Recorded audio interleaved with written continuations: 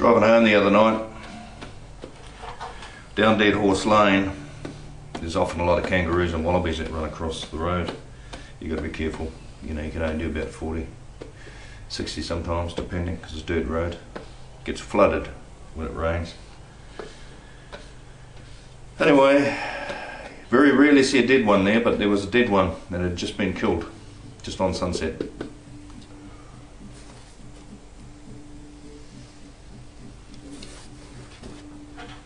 So I stopped, backed up, got out of the car, and then there was this thing on the middle of the road just by my tyres, and I thought, what is that?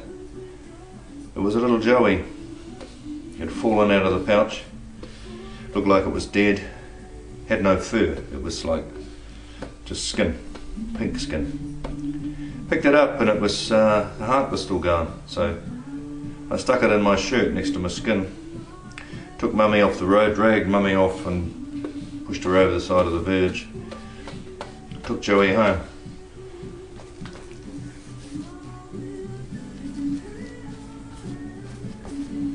Now I don't know a lot about kangaroos and joeys and whether or not you can raise them from that age. So I kept it warm, put it in front of the heat. It was freezing cold, it was a cold night. Poor little thing was cold.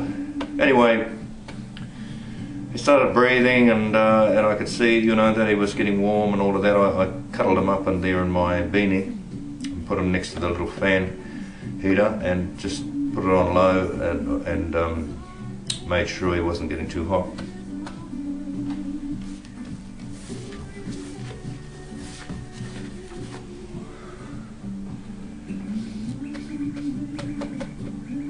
I was cooking a feed of prawns and I popped back every now and again to have a look, and he was looking like he was starting to move and stretching. He was stretching his claws. It was only as big as my hand. I smiled a little bit and I thought, oh good, you know. I'd rung my wife earlier and she said, no, they'll die, you know, they just die. I mean, it's even hard enough to bring up a joey that's got fur, but one that hasn't got fur. I prayed for it and I thought, you know, miracles happening here. I called him Little Joe from Bonanza. Anyway, I went back to have a look and he was dead. And I was quite sad. My dog had died a couple of months earlier and he was very close. I was very close to him. I brought him over from New Zealand with me.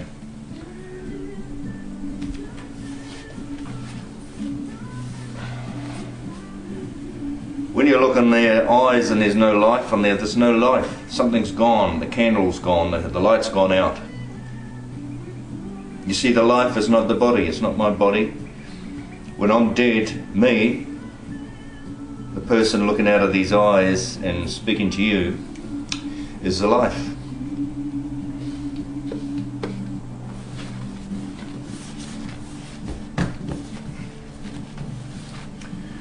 God says not one sparrow falls to the ground without him knowing.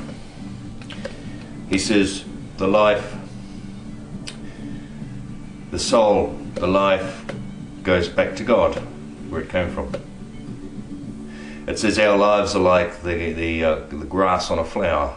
The sun comes out, the wind blows, the flower blows off, we're gone. You and I is the life force that God has given. King Solomon, he was the richest man ever born according to scripture in the Bible. He was David's son born from adultery.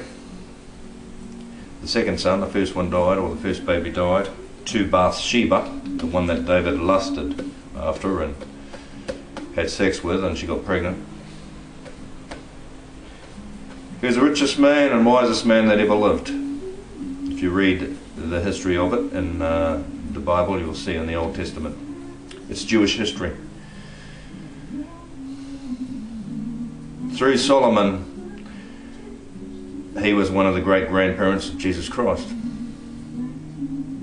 Well, of Joseph or Mary, one of the two. He said at the end of his life that fear God and obey the commandments, for that is the whole duty of man. For whatsoever a man has done in his life, he will be judged. And Solomon, I'm not even sure whether he got into heaven. I don't think he did, because in the last days, when he was an old fella, he had 700 wives and 300 concubines in his harem. He knew that you only meant to have one wife. Well, he had 700. He collected them like stamps. He collected the most beautiful woman in the world. He only reigned 40 years. So in those 40 years, he had 1,000 women in his bed, different times. When he got older, he started getting caught away with their gods. He started building altars for his wives, who all had different gods from different places. And he fell away. So where does that put money, and status, and position? We strive for it in life, and we lose our soul. What price? What price? How much is your soul worth?